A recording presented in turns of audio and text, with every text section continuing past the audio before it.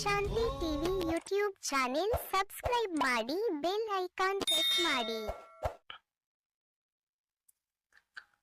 ಓಂ ಶಾಂತಿ. ನಾವೆಲ್ಲ ಆತ್ಮರು ಭ್ರೂ ಮಧ್ಯದಲ್ಲಿ ಸ್ಮೃತಿ ಸ್ವರೂಪರಾಗುತ್ತಾ ನಾವೆಲ್ಲ ಆತ್ಮರ ತಂದೆ ಪರಂಪಿತ ಶಿವ ತಂದೆಯನ್ನ ಪರಮಧಾಮದಲ್ಲಿ ಸ್ಮೃತಿ ಮಾಡಿಕೊಂಡು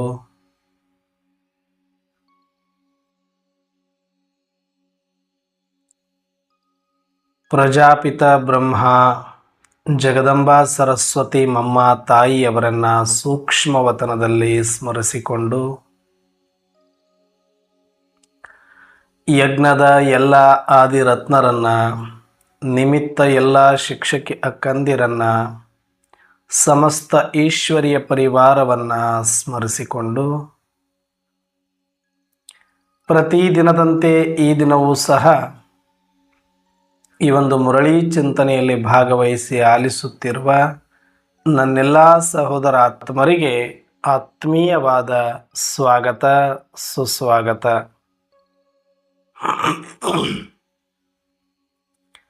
ಈ ದಿನ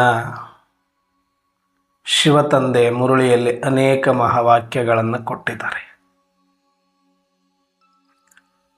ಅದರಲ್ಲೂ ವಿಶೇಷವಾಗಿ ಸ್ಲೋಗನ್ ಇದೆ, ವರದಾನ, ಧಾರಣೆ, ಪ್ರಶ್ನೋತ್ತರ, ಮುಖ್ಯ ಸಾರ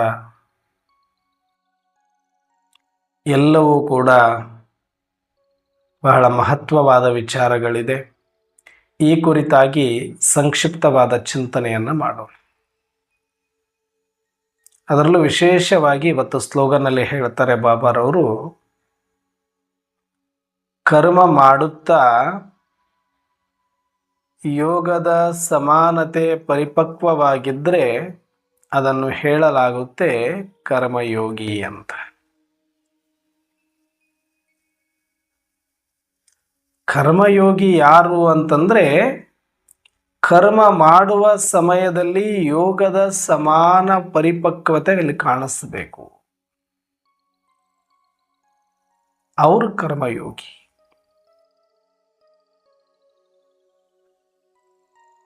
ರಾಜ ಋಷಿಗಳು ಅಂತ ಹೇಳಿದ್ದಾರೆ. ಪ್ರಪಂಚದಲ್ಲಿ, ಇಡೀ ಪ್ರಪಂಚದಲ್ಲಿ ನಿಮ್ಮಷ್ಟು ಅದೃಷ್ಟವಂತರು ಯಾರೂ ಇಲ್ಲ ಅಂತ ಹೇಳಿದ್ದಾರೆ. ಯಾಕೆ ಅಂತಂದ್ರೆ, ಪರಮಾತ್ಮನಲ್ಲಿ ಜ್ಞಾನದ ಸಂಸ್ಕಾರ ಇದೆ, ನೀವು ಕೂಡ ಜ್ಞಾನದ ಸಂಸ್ಕಾರವಂತರಾಗಿ ಆಗ್ತೀರಿ, ಇಮರ್ಜ್ ಮಾಡ್ಕೊಳ್ತೀರಿ. ನೀವು ರಾಜ ಋಷಿಗಳಾಗಿದ್ದೀರಿ. ಕರ್ಮ ಮಾಡ್ತಾ ಇದ್ರೂ ಕೂಡ ಯೋಗದ ಸಮಾನ ಬ್ಯಾಲೆನ್ಸ್ ಅನ್ನ ಇಟ್ಕೊಳ್ಬೇಕು ಅಂತ ಹೇಳ್ತಿದ್ದಾರೆ. ಪರಿಪಕ್ವವಾಗಿರಬೇಕು ಯೋಗದಲ್ಲಿ ಅಂತ ಹೇಳ್ತಾರೆ. ನಿಮ್ಮ ಎದರಲ್ಲಿ ಮಾಯ ತಲೆ ಬಾಗಬೇಕು, ಆ ಥರ ನೀವಿರಬೇಕು ಅಂತ ವರದಾನ ಕೊಟ್ಟಿದ್ದಾರೆ. ನೀವು ರಾಜ್ಯ ಪದವಿಗಾಗಿ ಯೋಗವನ್ನ ಮಾಡಿ ರಾಜ ಋಷಿಗಳಾಗಿದ್ದೀರಿ ಅಂತ ಹೇಳ್ತಾರೆ. ಅಂದ್ರೆ ಏನು? ಒಟ್ಟಾರೆ ಜಗತ್ತಿನಲ್ಲಿ ಕ್ರಾಂತಿಯಿಂದ ಯಾವುದೆಲ್ಲವನ್ನ ಪಡೆಯಲಿಕ್ಕೆ ಅಥವಾ ಸರಿ ಮಾಡಲಿಕ್ಕೆ ಸಾಧ್ಯ ಆಗಿಲ್ವೋ ಅದನ್ನು ಶಾಂತಿಯಿಂದ ಮಾಡಲಿಕ್ಕೆ ಸಾಧ್ಯ ಅಂತ ಪರಮಾತ್ಮ ಹೇಳಿದ್ದಾರೆ. ಅದು ನಿಮ್ಮಿಂದ ಮಾತ್ರ ಸಾಧ್ಯ ಅಂತಲೂ ಹೇಳಿದ್ದಾರೆ. ನೀವೇ ಈ ಶಾಂತಿಯ ಪ್ರಪಂಚಕ್ಕೆ, ಸತ್ಯದ ಪ್ರಪಂಚಕ್ಕೆ ಅಧಿಕಾರಿಗಳು ಆಗ್ತೀರಿ, ರಾಜರು ಆಗ್ತೀರಿ ಅಂತ ಹೇಳಿದ್ದಾರೆ. ಹಾಗಾಗಿ ಈ ಯೋಗವನ್ನ, ಯಾವ ಯೋಗವನ್ನ ಮಾಡುವುದರಿಂದ ಇಡೀ ವಿಶ್ವಕ್ಕೆ ರಾಜರಾಗ್ತೀವಿ, ಅಂತಹ ಯೋಗವನ್ನೇ ರಾಜಯೋಗ ಅಂತ ಕರೀತಾರೆ.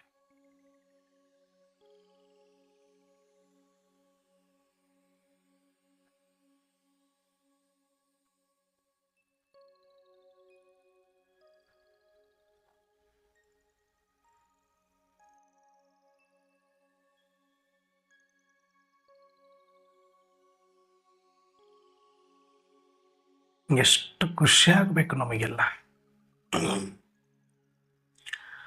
ರಾಜಯೋಗಿಗಳು ಅಂತಂದ್ರೆ ಇಡೀ ಜಗತ್ತಿನ ಮೇಲೆ ಅಧಿಕಾರವನ್ನು ಪಡೆಯುವಂತಹ ರಾಜ್ಯ ಅಧಿಕಾರಿ ಆಗುವಂತಹ ಯೋಗ ಇದು. ನಿಮಗೆ ರಾಜಯೋಗ ಬಂದಿದೆ ಅಂತಾರಲ್ಲ, ನಮಗೀಗ ಬಂದಿದೆ ರಾಜಯೋಗ. ಇಡೀ ವಿಶ್ವದ ಮಾಲೀಕರಾಗುವಂತಹ ಯೋಗ ಇದು. ಶಾಂತಿಯಿಂದ ಪಡೆಯುವಂತಹ ಮಾರ್ಗದ ಯೋಗ ಇದು. ಮಾಯೆಯನ್ನು ವಶಪಡಿಸಿಕೊಳ್ಳುವಂತಹ ಯೋಗ ಇದು.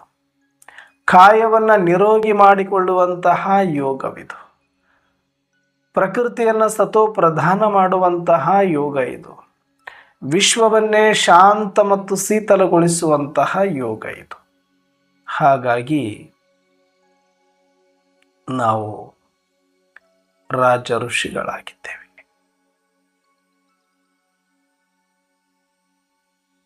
ಕರ್ಮಯೋಗಿಗಳು ನಾವು ಕರ್ಮವನ್ನು ಮಾಡ್ತಾ ಇರಬೇಕು ಅಂತ ಕರ್ಮವನ್ನೇ ಮಾಡ್ತಾ ಇರಬಾರದು. ಕರ್ಮದಲ್ಲೇ ಮುಳುಗಬಾರದು. ಯಾಕಂದ್ರೆ ಇವತ್ತಿನ ಜನರೇಷನ್ಗೆ ಏನಂದ್ರೆ ಯೋಗ ಕಷ್ಟ. ಕರ್ಮ ಎಷ್ಟು ಬೇಕಾದರೂ ಮಾಡ್ತಾರೆ. ಯಾಕಂದ್ರೆ ಕರ್ಮದ ಯೋಗ ಎಲ್ಲರಿಗೂ ಕೂಡ ಸಿದ್ಧಿಸಿ ಬಿಟ್ಟಿದೆ. ಯಾಕಂದ್ರೆ ಇದು ಕರ್ಮ ಕ್ಷೇತ್ರ ಆಗಿರೋದ್ರಿಂದ ಇಲ್ಲಿ ಕರ್ಮ ಮಾಡಿ ಮಾಡಿ ಅಭ್ಯಾಸವೇ ಹೊರತಾಗಿ ಕರ್ಮದಿಂದ ವಿಮುಖರಾಗುವುದು ಯಾರಿಗೂ ಇಷ್ಟ ಇಲ್ಲ. ಹಾಗಾಗಿ ಎಲ್ಲವನ್ನ ಬಿಟ್ಟು ನೀವು ಕೂತ್ಕೊಳ್ಳಿ ಅಂದ್ರೆ ಯಾರು ಕೂತ್ಕೊಳ್ಳೋಕ್ಕಾಗೋದಿಲ್ಲ. ಹಾಗಾಗಿ ನಿಮಗೆ ಕರ್ಮ ಅಂತೂ ಬಿಡಕ್ಕಾಗಲ್ಲ, ಅಟ್ಲೀಸ್ಟ್ ಯೋಗನಾದರೂ ಅದರ ಸಮಾನ ಇಟ್ಕೊಳ್ಳಿ ಅಂತ ಪರಮಾತ್ಮ ಇಲ್ಲಿ ಹೇಳ್ತಾರೆ. ಆದರೆ ನಾವೇನು ತಿಳ್ಕೊಂತೀವಿ, ನಾವು ಕರ್ಮಯೋಗಿಗಳಂದ್ಮೇಲೆ ಕರ್ಮ ಮಾಡ್ತಾನೆ ಇರಬೇಕಲ್ಲೋ ಮಾರಾಯ. 5,000 ವರ್ಷ ಮಾಡಿ ಸಾಕಾಗಿಲ್ಲೇನೋ? ಯಾವ ಕರ್ಮ ಸಾಕಾಗಿ ಹೋಗಿದೆ ಅಂತ ಪರಮಾತ್ಮನಲ್ಲಿ ಮೊರೆ ಇಟ್ಟಿದ್ದೀವಿ. ಮುಕ್ತಿ ಬೇಕು, ಜೀವನ್ಮುಕ್ತಿ ಬೇಕು, ಮೋಕ್ಷ ಬೇಕು, ಸಾಕು ನನಗೆ ಬಿಡುಗಡೆ ಬೇಕು, ಈ ದುಃಖದಿಂದ ದೂರ ಮಾಡು ಪರಮಾತ್ಮ ಅಂತ ಕೂಗಿ ಕರೆದಿದ್ದೀವಿ. ಬಂದಾಗ ಕರ್ಮ ಬಿಡ್ರಿ ಅಂದ್ರೆ ಇಲ್ಲ, ನಮ್ಮ ಹತ್ರ ಪುರುಸತ್. ಈ ಕರ್ಮ ಕ್ಷೇತ್ರದಿಂದ ಬಿಡಿಸ್ಲಿಕ್ಕೆ ಬಂದಿದ್ದಾರೆ, ಕರ್ಮದಿಂದ ಬಿಡಿಸ್ಲಿಕ್ಕೆ ಬಂದಿದ್ದಾರೆ, ಕರ್ಮ ಕಳೆಯೋದಿಕ್ಕೆ ಬಂದಿದ್ದಾರೆ. ಆದರೆ ನಾವು ಮಾತ್ರ ಅದೆಂಗ ಸಾಧ್ಯ? ಕರ್ಮಯೋಗಿಗಳು ನಾವು, ಕರ್ಮಕ್ಷೇತ್ರ ಇದು, ಕರ್ಮ ಮಾಡದೆ ಇರ್ಲಿಕ್ಕೆ ಹೆಂಗ ಸಾಧ್ಯ ಅಂತ ಅವರಿಗೆ ಉಲ್ಟ ಜ್ಞಾನ ಹೇಳಿಬಿಡ್ತೀವಿ. ಪರಮಾತ್ಮನಿಗೆ ಗೊತ್ತಿದೆ ಯಾವುದರಿಂದ ಬಿಡಿಸ್ಲಿಕ್ಕೆ ಬಂದಿದ್ದಾರೆ, ಅದನ್ನ ನೀವು ಅಷ್ಟು ಈಸಿಯಾಗಿ ಎಲ್ಲಿ ಬಿಟ್ಟು ಬಿಡ್ತೀರಿ. ನಾವು ಹೊಟ್ಟೆ ಬದುಕದಂಗಪ್ಪ, ನಿನಗೇನು ಶರೀರ ಇಲ್ಲ, ಹೆಂಡತಿ ಇಲ್ಲ, ಮಕ್ಕಳಿಲ್ಲ, ಸಂಸಾರ ಇಲ್ಲ, ನೀನು ಹೇಳ್ಬಿಡ್ತೀಯ ಬಿಡು, ನೀನು ಕೂತಾಗ ನಾವು ಕೂತ್ಕೊಂಡ್ರೆ ಹೊಟ್ಟೆ ಹೆಂಗಪ್ಪ ತುಂಬೋದು? ಪರಮಾತ್ಮನಿಗೆ ಹೇಳಿಬಿಡ್ತೀವಿ. ನಾವು ಅಷ್ಟು ಹಿಂದೆ ಮುಂದೆ ನೋಡೋದಿಲ್ಲ, ಬಹಳ ದೊಡ್ಡವರಾಗ್ಬಿಡ್ತೀವಿ. ಕೆಲವು ಸಲ ನಮ್ಮನ್ನು ನಾವು ಬಹಳ ಬುದ್ಧಿವಂತರು, ವಿಪರೀತ ಮತಿಗಳಾಗ್ಬಿಡ್ತೀವಿ. ಪರಮಾತ್ಮನೇ ಬಂದು ಹೇಳಿ ಕರ್ಮವನ್ನ ವಿಮುಖ ಮಾಡ್ಕೊಳ್ಳಿ ಸಾಕು, ಆಮೆಯಂತೆ ಎಲ್ಲ ಇಂದ್ರಿಯಗಳನ್ನು ಒಳಗಡೆ ಸೆಳೆದುಕೊಂಡು ಬಿಡಿ, ನಿಮ್ಮ ಕರ್ಮಕ್ಷೇತ್ರದ ಪಾತ್ರ ಮುಗಿತಾ ಇದೆ, ವಾಪಸ್ ಮನೆಗೆ ಹೋಗಬೇಕು, ನಿರಾಕಾರ ಸ್ಥಿತಿಯಲ್ಲಿರಬೇಕು, ನಿರಕಾರಿಗಳಾಗಿ ನಿರ್ವಿಕಾರಿಗಳಾಗಿ ಅಂತ ಎಷ್ಟು ಹೇಳಿದ್ರು ಶರೀರ ಮಾಧ್ಯಮ ಕಲು ಧರ್ಮ ಸಾಧನಂ ಅಂತ ಮತ್ತೆ ಶರೀರ ಹಿಡ್ಕೊಂಡೆ ಕೂಡು. ಯಾವ ಶರೀರದ ಅಭಿಮಾನದಿಂದ ಶರೀರದಿಂದ ಬಿಡಿಸಿಕೊಂಡು ಕರ್ಮದಿಂದ ಬಿಡಿಸಿಕೊಂಡು ಕರ್ಮಾತೀತರಾಗಬೇಕು ಅಂತ ಇದೀವೋ, ಆದರೆ ನಮಗೆ ಕರ್ಮ ಬಿಡಲಿಕ್ಕೆ ಮನಸ್ಸಿಲ್ಲ, ಶರೀರದ ಮೇಲಿನ ಅಭಿಮಾನ ಬಿಡಲಿಕ್ಕೆ ಮನಸ್ಸಿಲ್ಲ. ಇದರ ನೆಪದ ಮೇಲೆ ಕರ್ಮ ಕರ್ಮ ಕರ್ಮ ಕರ್ಮ ಅಂತ ಕರ್ಮಗೇಡಿಗಳಾಗ್ಬಿಟ್ಟಿದ್ದೀವಿ ನಾವು. ಯಾರಿಗೋಸ್ಕರ ಬಡದಾಡ್ತಾ ಇದ್ದೀವಿ? ಹೆಂಡತಿ ಇದ್ದಾಳೆ, ಮಕ್ಕಳಿದ್ದಾಳೆ, ಯಾರಿದ್ದಾರೆ ಮರಯ್ಯ? ಯಾರಿದ್ದಾರೆ? ಹೋದ್ರೆ 3 ಅಡಿ ಮಣ್ಣು ಹಾಕಿ ಮನೆಗೆ ಬಂದು ಊಟ ಮಾಡ್ತಾರೆ ಶಿಸ್ತಾಗಿ. ಯಾರಿದ್ದಾರೆ? ನೀನಿರುವ ತನಕ, ನಿನ್ನಲ್ಲಿರುವ ತನಕ ನಿನ್ನನ್ನು ಬಳಸ್ಕೊಳ್ಳೋರೆ ಎಲ್ಲ ಇಲ್ಲಿ, ನಿನ್ನನ್ನು ಬೆಳೆಸ್ಲಿಕ್ಕೆ ಯಾರು ಇಲ್ಲಪ್ಪ. ಸುಮ್ಮನೆ ನಾಟಕ ಮಾಡಕತ್ತಾರ ಅವರು, ಅಪ್ಪನಂಗ ಮಗನಂಗ ಹೆಂಡತಿಯಂಗ ಮಕ್ಕಳಂಗ. ಎಲ್ಲರೂ ಆಕ್ಟರ್ಸೇ ನಿನ್ನನ್ನು ಸೇರಿ. ನಿನಗೆ ಕರ್ಮ ಬಿಡಕ್ಕಾಗದೆ ಇರೋದಕ್ಕೆ ಏನೋ ಭಾರಿ ಅಭಿಮಾನ ಹೆಂಡತಿ ಮೇಲೆ, ಭಾರಿ ಅಭಿಮಾನ ಮಕ್ಕಳ ಮೇಲೆ, ಭಾರಿ ಅಭಿಮಾನ ಸಂಸಾರದ ಮೇಲೆ ಅನ್ನೋ ಥರ ಆಡ್ತಿದ್ದೀವಿ. ಇದೆಲ್ಲ ಸುಳ್ಳು ಕಟ್ಟು ಕಥೆಗಳೇ ಅಷ್ಟೆ. ಸುಮ್ಮನೆ ನುಣುಚಿಕೊಳ್ಳುವಂತಹ ಉಪಾಯಗಳು. ಬಿಟ್ಟು ಕೂತ್ಕೊಂಡ್ರೆ ಪ್ರಪಂಚನೇ ನಿಲ್ಲಲ್ಲ ಅನ್ನಂಗೆ ಆಡ್ತೀವಿ. ಅಯ್ಯೋ, ನಾನು ಸತ್ರೆ ಪ್ರಪಂಚ ಹೆಂಗೂ ನಡಿಬೇಕು ಹಂಗೆ ನನ್ನಂತ ಲಕ್ಷ ಕೋಟಿ ಕೋಟಿ ಕೋಟಿ ಕೋಟಿ ಕೋಟಿ ಜನ ಮೆರೆದು ಏನೆಲ್ಲ ಅಹಂಕಾರ ಪಟ್ಟು ಸತ್ತು ಮಣ್ಣಲ್ಲಿ ಮಣ್ಣಾಗಿ ಹೋಗಿದ್ದಾರೆ. ಪ್ರಪಂಚ ಮಾತ್ರ ಉಳಿದಿದೆ. ಹಾಗೂ ನಾನು ಮಣ್ಣಲ್ಲಿ ಮಣ್ಣಾಗೋದು ನಾಳೆನೇ ಇರಬಹುದು, ನಾಡಿದ್ದಿರ್ಬೋದು, ಯಾವಾಗ ಬೇಕಾದ್ರೆ ಇರ್ಬೋದು. ಇದು ನಿಲ್ಲೋದಿಲ್ಲ, ಇದು ನಡೆಯುತ್ತೆ. ಇದ್ರ ಬಗ್ಗೆ ಯಾಕೆ ತಲೆ ಕೆಡಿಸ್ಕೊಂತೀಯಪ್ಪ? ಇವ್ರ ಬಗ್ಗೆ ಯಾಕೆ ತಲೆ ಕೆಡಿಸ್ಕೊಂತೀಯ ನೀನು? ನಿನ್ನ ಒಳಗಡೆ ಹೋಗು ಸ್ವಲ್ಪ. ನಿನಗಾಗಿ ಏನು ಮಾಡ್ಕೊಂಡೀಯ ನೋಡು ಸ್ವಲ್ಪ.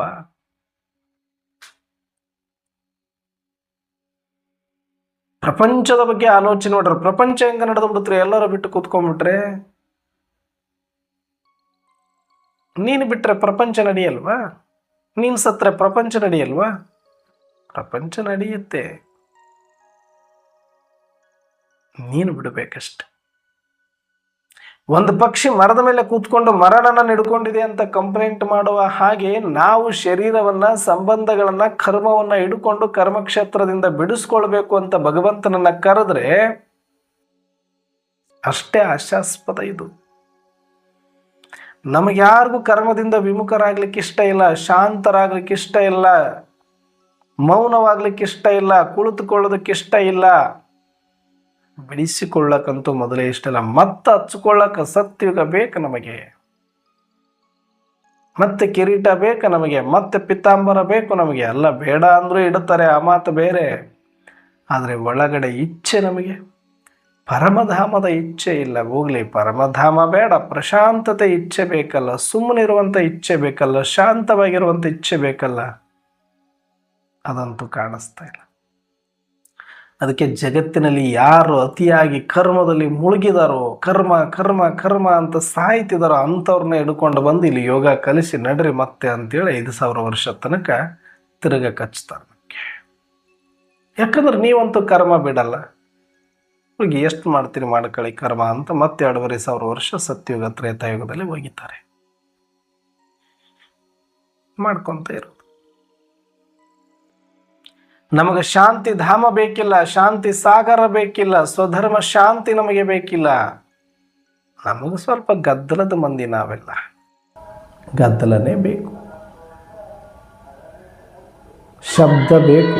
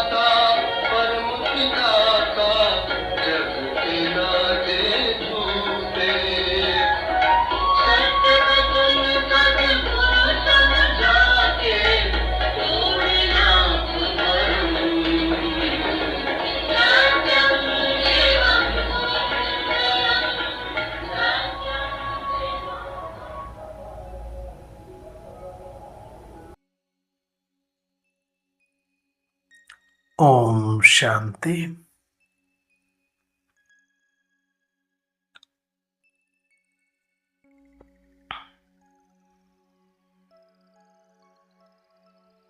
ಶಾಂತಿಧಾಮ ನಿವಾಸಿ, ಶಾಂತಿ ಸಾಗರನ ಸುಪುತ್ರ, ಶಾಂತಿ ಸ್ವಧರ್ಮ ಇರುವಂಥ ಆತ್ಮರು ನಾವು.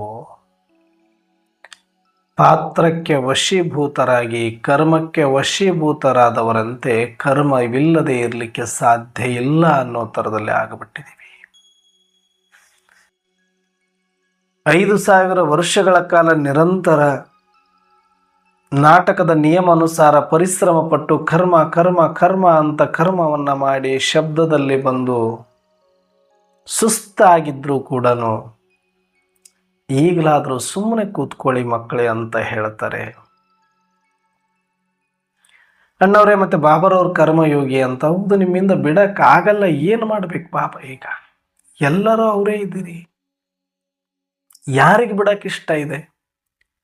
ಬ್ರಹ್ಮ ಬಿಟ್ಟಂಗೆ, ಮಮ್ಮ ಬಿಟ್ಟಂಗೆ, ದಾದಿಯರು ಬಿಟ್ಟಂಗೆ ಎಲ್ಲಿ ಬಿಡಕ್ಕೆ ನಾವು ತಯಾರಿದ್ದೀವಿ?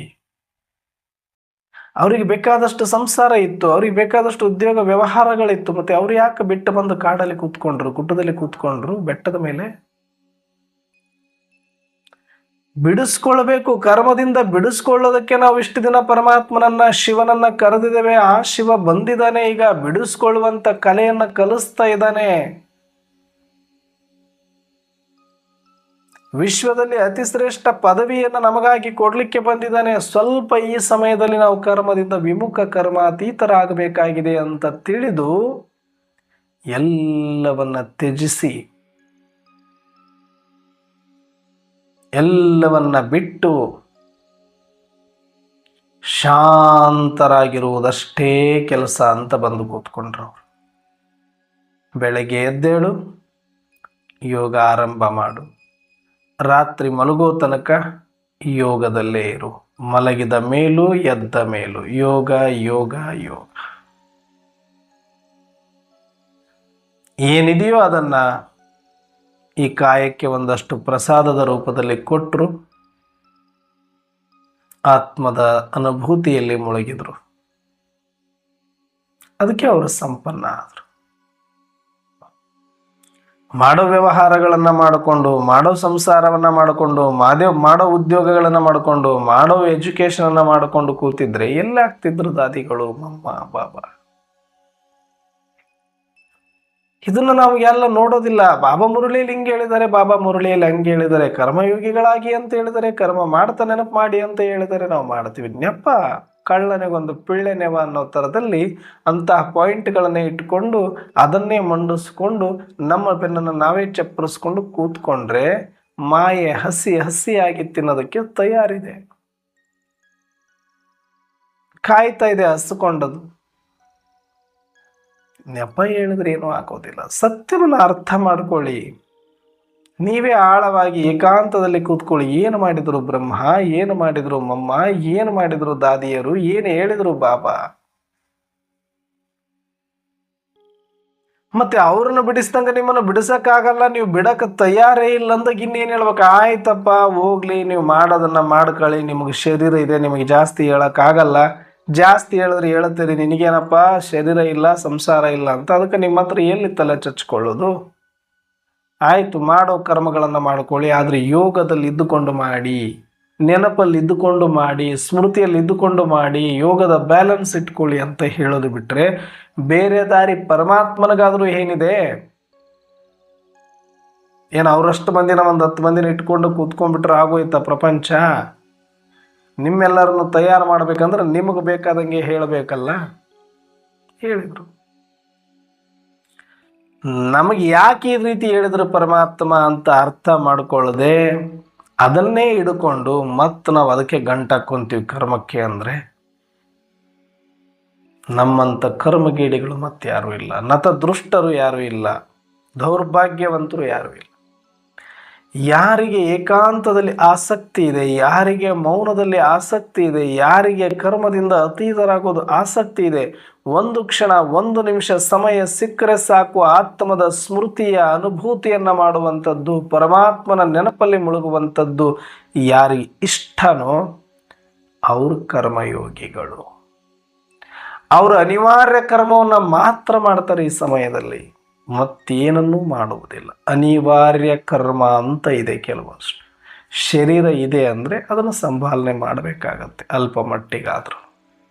ತುಂಬ ವೈಭವೋಪೇತ ಇಲ್ಲ, ತುಂಬ ದೊಡ್ಡ ಮಟ್ಟದ ಮೃಷ್ಟಾನ್ನ ಭೋಜನ ಇಲ್ಲದಿದ್ದರೂ ಅಲ್ಪ ಮಟ್ಟಿಗೆ ಅದನ್ನು ಒಂದು ಮೇಂಟೈನ್ ಮಾಡಬೇಕಾಗಿ ಬರುತ್ತೆ. ಜೊತೆಗಿದ್ದವರದು ಒಂದಷ್ಟು ಅನಿವಾರ್ಯ ಇದ್ದರೆ ನಿಭಾಯಿಸಬೇಕಾಗಿ ಬರುತ್ತೆ. ಹಂಗೆ ಹೇಳಬೇಕು ಅಂದರೆ ಇದು ಒಂದು ಬಿಟ್ಟರೆ ಮತ್ತೆ ಯಾವುದು ಅನಿವಾರ್ಯನೇ ಅಲ್ಲ ನಮಗೆ. ಆದರೆ ಇದು ಇಲ್ಲಿ ಪೂರ್ತಿ ಕೂತ್ಕೊಳ್ಳೋಕೆ ಆಗ್ತಾ ಇಲ್ಲ ಅಂತ ಇದನ್ನು ಮೇಂಟೈನ್ ಮಾಡ್ಕೊಂಡು ಇನ್ನೂ ಸ್ವಲ್ಪ ದಿನ ಮುಂದಕ್ಕೆ ಹಾಕ್ಕೊಳ್ತಾ ಇದ್ದೀವಿ. ಇಲ್ಲಿ ಕೂಡಕ್ಕೆ ಬಂದರೆ ಇದ್ರದ್ದು ಹಂಗಿಲ್ಲ, ಹಂಗೆ ಹರಿಬಹುದು.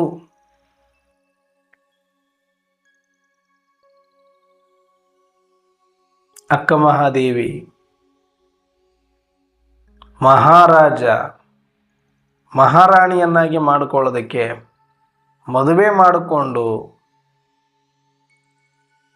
ಏನೆಲ್ಲ ಷರತ್ತುಗಳಿಗೆ ಒಪ್ಪಿಕೊಂಡು ಪಟ್ಟದರಸಿಯನ್ನು ಮಾಡಿಕೊಳ್ತೀನಿ ಅಂದರೂ ಕೂಡ ಹಿಂಗ ಕಾಲಿಲೆ ಸರಿಸಿ ಬಂದ್ಲ ಅಕ್ಕ ಮಹಾದೇವಿ. ಹೋಗೋ ಹುಚ್ಚ, ನೀನೇನು ನನ್ನನ್ನು ಪಟ್ಟದರಸಿ ಮಾಡಿಕೊಳ್ಳೋದು? ನೀನು ನಾಲಾಯಕ್, ನನಗೆ ಲಾಯಕ್ಕಿರೋದೊಬ್ಬ ಚೆನ್ನ ಮಲ್ಲಿಕಾರ್ಜುನ. ಚೆನ್ನ ಮಲ್ಲಿಕಾರ್ಜುನನ ಪಟ್ಟದರಸಿ ಆಗ್ತೀನಿ ಹೊರತಾಗಿ ನಿನ್ನಂಥವನಿಗಾಗೋದಿಲ್ಲ. ಈ ಸುಡುವ ಕೆಡುವ ಗಂಡರನ್ನೊಯ್ದು ಒಲೆಯಲ್ಲಿಡು ಅಂತ ಹೇಳ್ತಾಳಾಕಿ. ಅಂದರೆ ಎಲ್ಲರೂ ವಿಕಾರಿಗಳೇ ಇಲ್ಲಿ. ಪರಮ ಪ್ರೀತಿಗಾಗಿ ಯಾರೂ ಇಲ್ಲ. ತಮ್ಮ ಬೇಳೆ ಬೇಯಿಸಿಕೊಳ್ಳೋದಕ್ಕೆ ನಮ್ಮನ್ನು ಬಳಸಿಕೊಳ್ಳೋದಕ್ಕಿರುವವರೇ ಹೊರತಾಗಿ ಇಲ್ಲಿ ಯಾರು ನಮ್ಮನ್ನು ಬೆಳೆಸಲಿಕ್ಕಿಲ್ಲ. ನಮ್ಮನ್ನು ನಿಸ್ವಾರ್ಥ ಪ್ರೀತಿ ಮಾಡೋರು ಜಗತ್ತಲ್ಲಿ ಯಾರೂ ಇಲ್ಲ ಅಂತ ಅವತ್ತೇ ಹೇಳಿದ್ರು. ಇಷ್ಟು ತುಂಬು ಯೌವನದ ಒಂದು ಕನ್ಯೆ ನೀನು ಈ ರೀತಿಯಾಗಿ ಹೊರಗಡೆ ಬಂದರೆ ಹೇಗೆ? ವಸ್ತ್ರಗಳನ್ನು ತ್ಯಾಗ ಮಾಡಿದ್ಲು ಅಕ್ಕ ಮಹಾದೇವಿ. ಅದಕ್ಕೆ ವೈರಾಗ್ಯ ಚಕ್ರವರ್ತಿ ಅಂತ ಅನಿಸ್ಕೊಳ್ತಾಳೆ, ವೈರಾಗ್ಯ ನಿಧಿ ಅಂತ ಅನಿಸ್ಕೊಳ್ತಾಳೆ. ಹಾಗೆ ಹೇಳ್ತಾಳೆ, ಹಸಿವಾದರೆ ಭಿಕ್ಷಾನ್ನಗಳುಂಟು, ಶಯನಕ್ಕೆ ಹಾಳು ದೇಗುಲ ಉಂಟು, ತೃಷೆಗೆ ಕೆರೆ ಹಳ್ಳ ನದಿಗಳುಂಟು, ಎಲ್ಲದಕ್ಕೂ ಆ ಚೆನ್ನ ಮಲ್ಲಿಕಾರ್ಜುನನುಂಟು.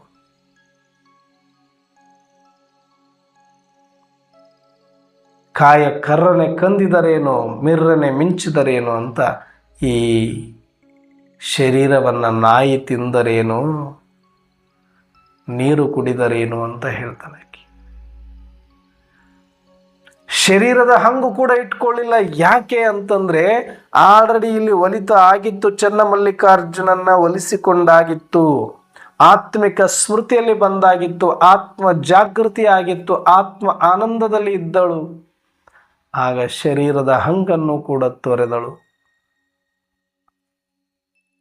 ಶರೀರದ ಬಗ್ಗೆಯೂ ಕೂಡ ತಲೆ ಕೆಡಿಸಿಕೊಳ್ಳೋದಿಲ್ಲ. ಶರೀರ ಇದೆ, ಅದನ್ನ ಸಂಪಾಲನೆ ಮಾಡೋದಕ್ಕಾದ್ರೂ ಏನಾದರೂ ಮಾಡ್ಕೊಳ್ಬೇಕಲ್ಲ ಅನ್ನುವಂಥ ಒಂದು ಇಚ್ಛೆ ಇರಲಿಲ್ಲ.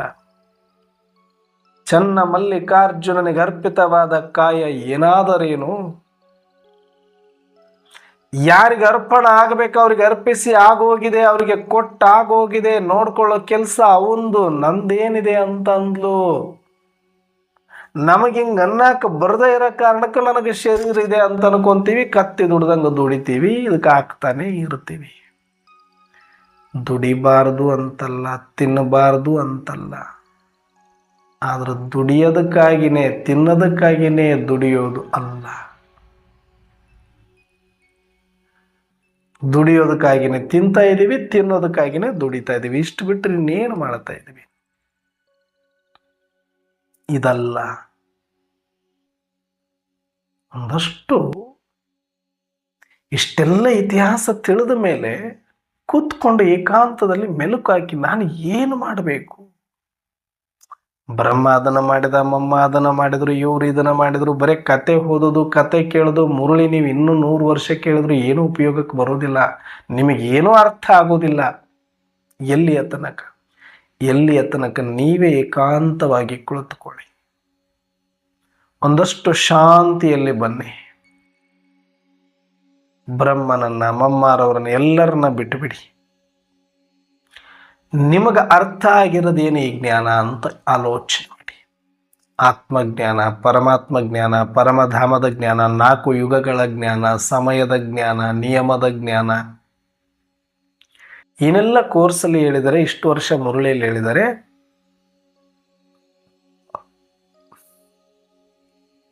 ಈಗ ನಾನು ಏನು ಮಾಡಬೇಕು ಅಂತ ಬಯಸ್ತಿದ್ದಾರೆ ಬಾಬಾ. ಬಾಪ್ ಸಮಾನ ಅಂತ ಬಾಯಲ್ಲಿ ಹೇಳ್ಬಿಟ್ರೆ ಆಗುವುದಿಲ್ಲ. ಬಾಪ್ ಹೇಗಿದ್ದಾರೆ? ಅಶರೀರಿ ಇದ್ದಾರವರು, ನಿರಾಕಾರಿ ಇದ್ದಾರವರು, ನಿರ್ವಿಕಾರಿ ಇದ್ದಾರವರು, ನಿರಹಂಕಾರಿ ಇದ್ದಾರವರು, ಕರ್ಮಾತೀತ ಇದ್ದಾರವರು. ಇದು ನಮಗೆ ಬೇಕಾಗಿಲ್ಲ. ಏನು ಲಿಂಗರಾಜಣ್ಣವ್ರೆ, ಇಷ್ಟ ಅರ್ಥ ಆಗಿಲ್ಲ ನಿಮಗೆ? ಬಾಪ್ ಸಮಾನ ಅಂದ್ರೆ ನೀವು ಶಿವಬಾಬಾ ಸಮಾನ ಅನ್ಕೊಂಡಿರೇನು? ನಾವು ಬ್ರಹ್ಮ ಬಾಬನ ಸಮಾನ ಅನ್ಕೊಂಡಿವಪ್ಪ. ಬ್ರಹ್ಮ ಬಾಬನ ಸಮಾನ ಆದ್ರೆ ನಾನು ಕೃಷ್ಣನ ಜೊತೆಗೆ ಇರಾಕ ಬರ್ತೈತಿ, ತಲೆ ಮೇಲೆ ಕಿರೀಟ ಬರ್ತೈತಿ, ಪಿತಾಂಬರ ಬರ್ತೈತಿ, ಬ್ರಹ್ಮ ಬಾಬನ ಸಮಾನ ಆಗ್ತೀವಿ. ಆತ ನಂಗೆ ನಿರಾಕಾರಿ ಏನು, ನಿರ್ವಿಕಾರಿ ಏನು, ನಿರಹಂಕಾರಿ ಏನು? ಇಷ್ಟು ತಲೆಗೆ ಇಟ್ಕೊಂಡವ್ರು ನಾವು.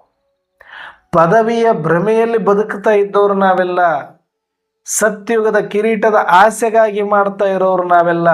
ತನುವನ್ನ ಕೊಡ್ತೀವಿ, ಸ್ವಲ್ಪ ಸೇವೆ ಮಾಡಿದ್ರೆ ಕಂಚನಕಾಯ ಸಿಗುತ್ತೆ, ಸ್ವಲ್ಪ ಧನವನ್ನ ಕೊಟ್ರೆ ಸತ್ಯುಗದಲ್ಲಿ ದೊಡ್ಡ ಮಹಲ್ ಸಿಗುತ್ತೆ.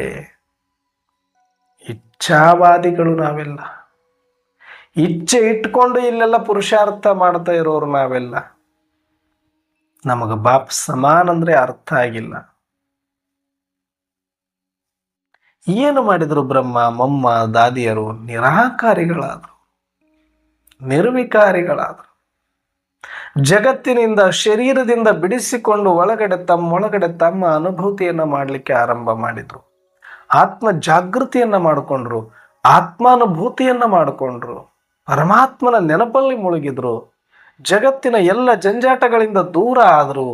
ಶರೀರದ ಹಂಗನ್ನು ತೊರೆದ್ರು. ಇದ್ದರೇನು ಶಿವ ಓದರೇನು?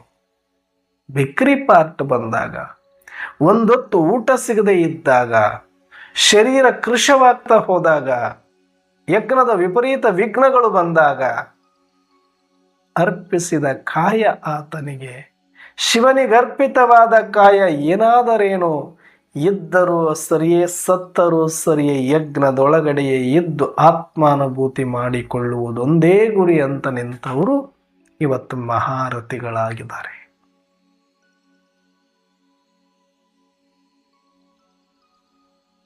बिना त्याग के वजह से कुछ भी नहीं मिलने वाला है, कुछ भी.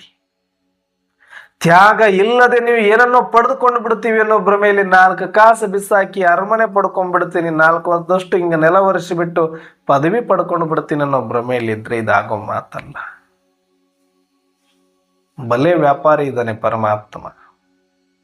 ನಾವೆಲ್ಲ ವ್ಯಾಪಾರಕ್ಕೆ ಬಂದ ವ್ಯಾಪಾರಿಗಳಷ್ಟೇ. ಸುಮ್ಮನೆ ಹೇಳ್ತೀವಿ ಸಾಧಕರು, ನಾವು ಪುರುಷಾರ್ಥಿಗಳು, ನಾವು ರಾಜಯೋಗಿಗಳು, ನಾವು ಅಂಥವ್ರು, ನಾವು ಇಂಥವ್ರು ಅಂತ. ದೊಡ್ಡ ವ್ಯಾಪಾರಿಗಳು ನಾವು, ದೊಡ್ಡ ಬಿಸ್ನೆಸ್ ಮನ್ಗಳು ನಾವು. ವ್ಯಾಪಾರ ಬುದ್ಧಿ ನಮಗೆ ಎಲ್ಲಿಗೆ ಹೋಗುತ್ತೆ ಹೇಳು? ಏನಣ್ಣವ್ರು ಹಿಂಗಂದ್ರೆ? ಹೌದು, ಲಾಭ ಇಲ್ಲದೆ ಇಲ್ಲಿ ಕೂತೀವೇನು ನಾವು? ಲಾಭ ಇಲ್ಲದೆ ಯಾರಾದರೂ ಮಾಡ್ತಾ ಇದ್ರೇನು? ಏನಕ್ಕೆ ಮಾಡ್ತಾ ಇದ್ರಿ? ತಲೆಯೊಳಗೆ ಕ್ಲಿಯರ್ ಪಿಕ್ಚರ್ ಇದೆ ನಿಮಗೆ. ಇನ್ನೇನಿದು ಮುಗಿದೋಗ್ಬಿಡುತ್ತೆ. ಈಗ ನೋಡಿ, ಯಾವುದಾದ್ರೂ ಪಕ್ಷದ ಬಗ್ಗೆ ವಿರೋಧ ಪಕ್ಷಗಳು ಅಥವಾ ಜಗತ್ತಿನಲ್ಲಿ ಆ ಆಡಳಿತ ಪಕ್ಷದ ಮೇಲೆ ವಿರುದ್ಧ ಅಲೆ ಯುದ್ಧಾಯಿತು ಅಂತ ಇಟ್ಕೊಂಡ್ಬಿಡಿ.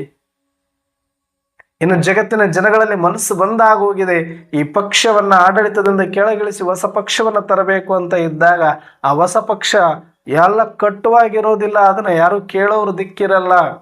ಎಲ್ಲ ಚೆನ್ನಾಗಾಗಿ ಇನ್ನೇನು ಎಲ್ಲಾ ಕಡೆನೂ ಕೂಡ ತುಂಬಾ ಪ್ರತಿಷ್ಠಿತವಾಗಿ ಬೆಳೀತಾ ಹೋದಾಗ ಅಲ್ಲೊಂದಷ್ಟು ಬಂದು ಚಮಚಾಗಿರಿ ಮಾಡಿ ಸೀಟ್ ತಗೊಳ್ತಾರ. ಹೆಂಗ ಅವ್ರ ಮುಂದೆ ಬಂದು ಜೋತ್ ಬಿಡ್ತೀವಿ? ಯಾಕೆ? ನಾಳೆ ಇಲ್ಲಿ ಎಲೆಕ್ಷನ್ಗೆ ಒಂದು ಟಿಕೆಟ್ ಸಿಕ್ಬಿಟ್ರೆ, ಇಲ್ಲಿ ಗೆದ್ದು ಬಿಟ್ರೆ, ಈ ಪಕ್ಷ ಬಂದ್ಬಿಟ್ರೆ, ಟಿಕೆಟ್ ಸಿಕ್ಕಿಲ್ಲ ಅಂದ್ರೂ ಪರವಾಗಿಲ್ಲ, ಈ ಪಕ್ಷದೊಳಗಿದ್ರೆ ಏನಾದರೂ ಕೆಲಸ ಆಗತ್ತ ಅನ್ನೋದಕ್ಕೆ ಇದನ್ನು ಬಿಡೋದು ಅದಕ್ಕೆ ಆಗಿರೋದು, ಇದನ್ನು ಬಿಡೋದು ಅದಕ್ಕೆ ಆಗಿರೋದು ಎಲ್ಲರೂ ಪಕ್ಷ. ಯಾಕಂದ್ರೆ ಗೆದ್ದೆತ್ತಿನ ಬಾಲ ಹಿಡೋ ಮಂದಿ ನಾವೆಲ್ಲನೂ. ಯಾವ ಪಕ್ಷ ಗೆಲ್ಲುತ್ತೆ ಅಂತ ಗೊತ್ತಾಗ್ಬಿಟ್ರೆ ಆ ಪಕ್ಷ ಸೇರ್ಕೊಳ್ಳೋದು ಏನೋ ದೊಡ್ಡ ತ್ಯಾಗ ಮಾಡ್ದಂಗೆ ನಾವು.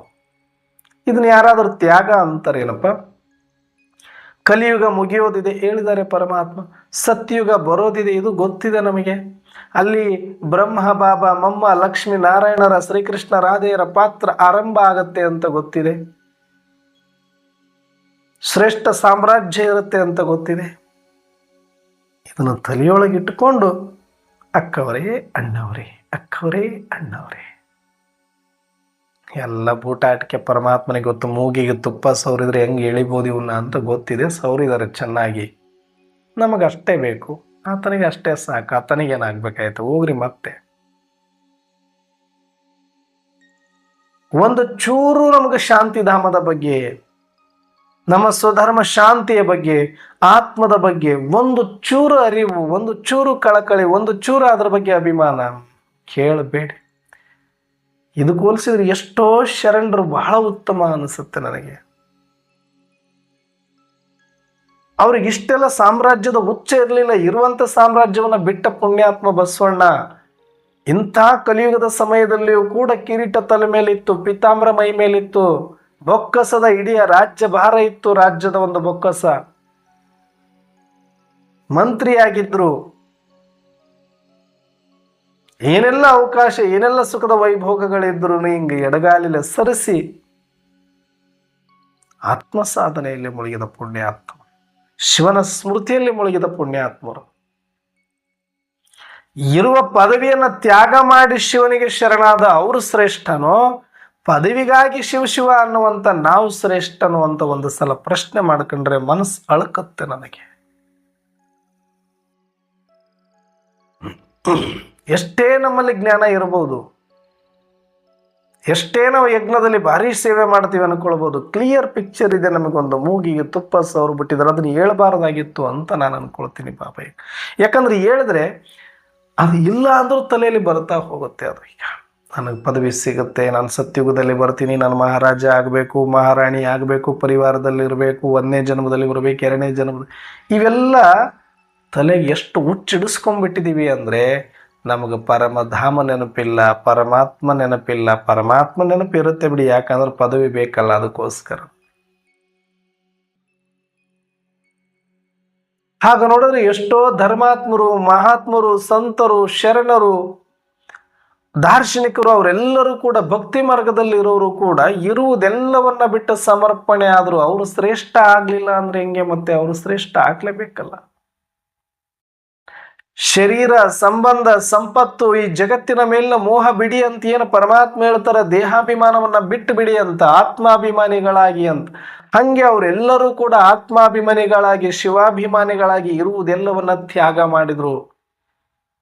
ಯಾವ ರಾಜ ಆಗಬೇಕಂತ ಹೋಗ್ತೀವಿ, ಗೌತಮ ಬುದ್ಧ ಮಹಾರಾಜ,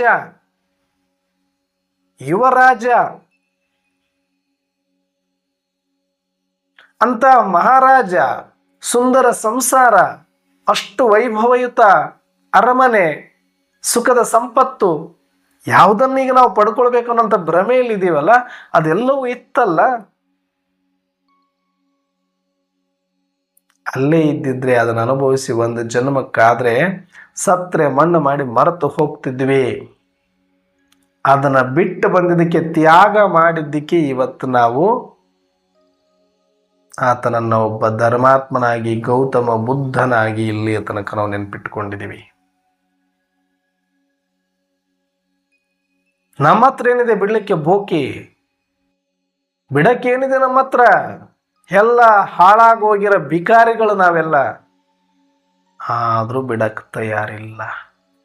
ಇರೋದಲ್ಪ ಸ್ವಲ್ಪವನ್ನ ಗಿಂಜಿಕೊಂಡು ಇಲ್ಲಿ ಸಿಗುತ್ತೆ, ಅಲ್ಲಿ ಸಿಗುತ್ತೆ, ಇವ್ರಿಂಗ್ ಮಾಡಿದ್ರೆ, ಅವ್ರಿಂಗ್ ಮಾಡಿದ್ರೆ, ನೆಪಗಳು ಹೇಳ್ಕೊಂಡು, ಕತೆಗಳು ಕಟ್ಕೊಂಡು, ಪರಮಾತ್ಮನಿಗೂ ಕೂಡ ಅದೇ ಲಿಸ್ಟನ್ನು ಹೇಳ್ಕೊಂಡು, ನಮಗೆ ಆತ್ಮ ಬೇಡ, ಆತ್ಮಾಭಿಮಾನಿ ಬೇಡ, ಪರಮಾತ್ಮ ಬೇಡ.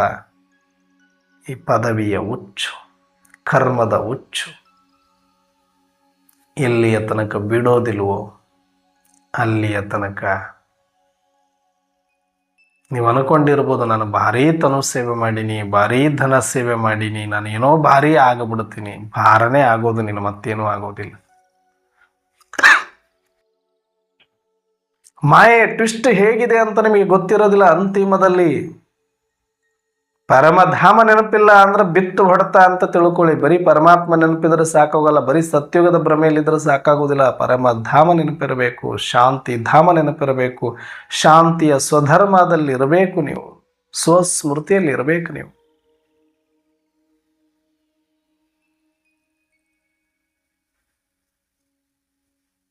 ಸ್ವಲ್ಪ ಬಿಡಿಸ್ಕೊಳ್ಳಿ ಸಾಕು. ಇಷ್ಟು ವರ್ಷ ಬಡದಾಡಿದಿನಲ್ಲ, ಏನು ಸಿಕ್ಕಿದೆ ಅಂತ ಒಂದ್ಸಲ ಕೂತ್ಕೊಳ್ಳಿ ಏಕಾಂತದಲ್ಲಿ. ಒಂದು ಅರ್ಧ ಗಂಟೆ ಸಮಯ ತಗೊಳ್ಳಿ ನಿಮಗೋಸ್ಕರ. ಎಲ್ಲ ಮುರಳಿ ಮುಚ್ಚಿಡಿ, ಸ್ವಲ್ಪ ಎಲ್ಲ ಮಾತುಗಳನ್ನು ಸೈಡಿಗಿಡಿ. ನಿಮ್ಮ ಉದ್ಯೋಗ ವ್ಯವಹಾರ ಹೆಂಡತಿ ಮಕ್ಕಳು ಸೈಡಿಗಿಡಿ. ಕೂತ್ಕೊಳ್ಳಿ ಒಂದು ಅರ್ಧ ಗಂಟೆ, ಯೋಚನೆ ಮಾಡಿ. ಏನನ್ನ ಹೇಳಲಿಕ್ಕೆ ಪರಮಾತ್ಮ ಶಿವ ತಂದೆ ಬಂದಿದ್ದಾರೆ, ಏನಕ್ಕಾಗಿ ನನ್ನನ್ನು ಸೆಲೆಕ್ಟ್ ಮಾಡಿಕೊಂಡಿದ್ದಾರೆ, ಇಲ್ಲಿಯ ತನಕ ನಾನು ಏನೆಲ್ಲ ಮಾಡ್ತಾ ಬಂದಿದ್ದೀನಿ, ಈಗ ನಾನು ಏನು ಮಾಡಬೇಕಾಗಿದೆ, ಒಂದ್ಸಲ ತಿರುಗಿ ಇತಿಹಾಸ ನೋಡ್ಕೊಳ್ರಪ್ಪ. 5,000 ವರ್ಷ ಆಗಿದ್ದವು ಮಾರಾಯ. ಇದ್ರೊಳಗಡೆ ಬಂದು ನಾವು ಕರ್ಮದಲ್ಲಿ ಸಿಕ್ಕಾಕೊಂಡು, ಪಾತ್ರದಲ್ಲಿ ಸಿಕ್ಕಾಕೊಂಡು, ನಮ್ಮನ್ನು ನಾವು ಮರೆತು, ನಮ್ಮಪ್ಪನ್ನ ಮರೆತು, ನಮ್ಮ ಮನೆ ಮರೆತು, ಮತ್ತೆ ಸಿಕ್ಕಾಕೊಳ್ಳೋದ್ರ ಕಡೆಗೆ ಗಮನ ಇದೆ ಹೊರತಾಗಿ ಬಿಡಿಸ್ಕೊಂಡು ಸ್ವಲ್ಪ ನೆಮ್ಮದಿಯಾಗಿರಬೇಕು ಅಂತ ಇಲ್ವಲ್ಲೋ. ಪಾತ್ರ ಇದೆ, ನಾವು ಬರ್ತೀವಿ, ಆಯ್ತು ಬರುವಂತ್ರಿ, ಈಗಲಾದರೂ ಬಿಟ್ಟು ಬಿಡ್ರಪ್ಪ. ಕೊಳತು ಹೋಗಿರೋದು ಇದರಲ್ಲಾದ್ರೂ ಏನಿದೆ? ಈಗ ಸತ್ಯುಗದಲ್ಲಂತೂ ಬರ್ತೀರಾ, ಬರ್ರಿ. ಆದ್ರೆ ಕೊಳತು ಹೋಗಿರೋ ಈ ಶರೀರ, ಈ ಸಂಬಂಧ, ಈ ವಾಸನೆ, ದುರ್ವಾಸನೆ, ಈ ವ್ಯಾಪಾರಿ ಬುದ್ಧಿ ಇರುವಂತ ಮನುಷ್ಯರ ಜೊತೆ ಈಗಲಾದರೂ ಏನಿದೆ ನಿಮಗೆ? ಬಿಟ್ಟು ಬಿಡಿ. ಎಲ್ಲರೂ ವ್ಯಾಪಾರಿಗಳೇ, ಇಲ್ಲಿ ಲಾಭಕ್ಕಾಗಿ ಇರೋರಷ್ಟೇ. ಹೆಣ್ತಿನೋ ಮಕ್ಕಳು ಗಂಡನೋ ಯಾರು ಬೇಕಾದ್ರೆ ಇಲ್ಲಿ ವ್ಯಾಪಾರಕ್ಕಾಗಿದ್ದಾರೆ, ಲಾಭಕ್ಕಾಗಿದ್ದಾರೆ ಅಷ್ಟೆ. ಪ್ರೀತಿಯ ವೇಷವನ್ನು ಧರಿಸಿ ನಾಟಕ ಮಾಡ್ತಾ ಇರೋರೆಲ್ಲ ಅವಶ್ಯಕತೆಯಿಂದ ಇದ್ದಾರೆ ಅಷ್ಟೆ, ಅನಿವಾರ್ಯ ಅಂತಿದ್ದಾರೆ ಅಷ್ಟೆ. ನೀನನ್ನು ಬಳಸ್ಕೊಳ್ತಾ ಇದ್ದಾರೆ ಹುಚ್ಚ, ನಿನಗೆ ಅರ್ಥ ಆಗ್ತಾ ಇಲ್ಲ ಅಷ್ಟೆ.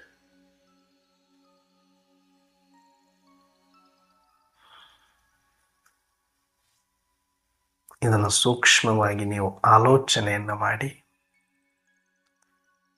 ಕರ್ಮ ಬಿಡೋದಿಲ್ಲ, ಬಿಡಿಸ್ಕೊಳ್ಬೇಕು. ಸಂಬಂಧ ಬಿಡೋದಿಲ್ಲ, ಬಿಡಿಸ್ಕೊಳ್ಬೇಕು. ಜವಾಬ್ದಾರಿ ಬಿಡೋದಿಲ್ಲ, ಬಿಡಿಸ್ಕೊಳ್ಬೇಕು. ಯುಕ್ತಿ ಸೇ ಮುಕ್ತಿ. ಶರೀರ ಬಿಡೋದಲ್ಲ, ಬಿಡಿಸ್ಕೋಬೇಕು. ಶರೀರ, ಸಂಬಂಧ, ಸಂಪಾದನೆ ಏನೆಲ್ಲ ಜವಾಬ್ದಾರಿಗಳಿದೆಯೋ ಇರಲಿ, ಒಂದಷ್ಟು ಕಡಿಮೆ ಮಾಡ್ಕೊಳ್ಳಿ ಸಾಕು. 2 ಊಟಕ್ಕೆ ಎಷ್ಟು ಬೇಕಷ್ಟು ನೋಡ್ಕೊಳ್ಳಿ. ಏನಾಗಬಹುದು, ಏನಾಗಬಹುದು, ಏನಾಗಬಹುದು, ಸಾವಿಗಿಂತದಕ್ಕಿನ್ನೇನಾಗಬಹುದು. ಈ ಸತ್ಯ ಅರ್ಥ ಮಾಡ್ಕೊಳ್ಳಿ. ನಿನಗೋಸ್ಕರ ಒಂದು ದಿನ ಆದರೂ ಬದುಕಿ ಸಾಯಿರಿ ಅಂತ ನನ್ನ ರಿಕ್ವೆಸ್ಟ್. ನಾನಂತೂ ಬದುಕ್ತಾ ಇದ್ದೀನಿ, ನಾನು ನನಗೋಸ್ಕರ ಬದುಕ್ತೇನೆ. ನನ್ನಂಥ ಪರಮ ಸ್ವಾರ್ಥಿ ಜಗತ್ತಿನಲ್ಲಿ ಯಾರೂ ಇಲ್ಲ ಅಂತ ನಾನು ಅನ್ಕೊಳ್ತೀನಿ. ಯಾಕೆ ಅಂದ್ರೆ ಹೌದು,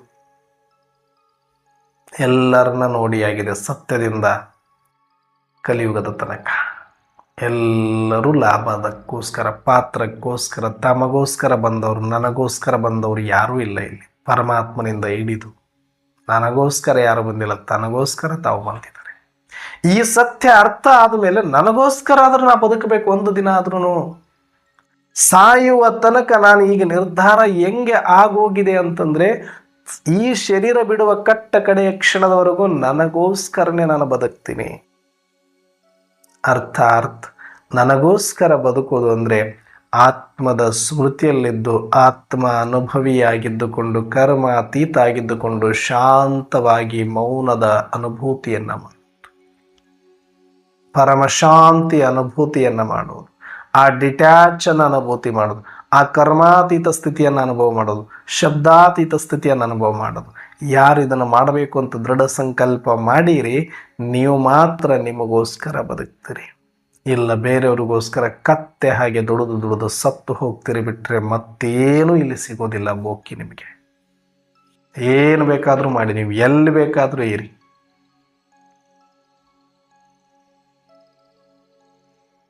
ಅಣ್ಣವರೇ, ನಾವೆಲ್ಲ ಸೆಂಟರ್ ಸಂಪಾಲನೆ ಮಾಡಬೇಕು, ಯಜ್ಞ ಸಂಪಾಲನೆ ಮಾಡಬೇಕು, ಕರ್ಮ ಮಾಡಿಲ್ಲ ಅಂದ್ರೆ ಹಂಗೆ ಮಾಡಿ. ಕರ್ಮ ಸೇವಾರ್ಥವಾಗಿ ಸವೆಸಿ, ಸ್ವಾರ್ಥಕ್ಕಾಗಿ ಬೇಡ. ಆದರೆ ಸ್ಥಿತಿ ಬಿಟ್ಟಲ್ಲ, ಸ್ಥಿತಿಯುಕ್ತವಾಗಿ ಮಾಡ್ಕೊಳ್ಳಿ.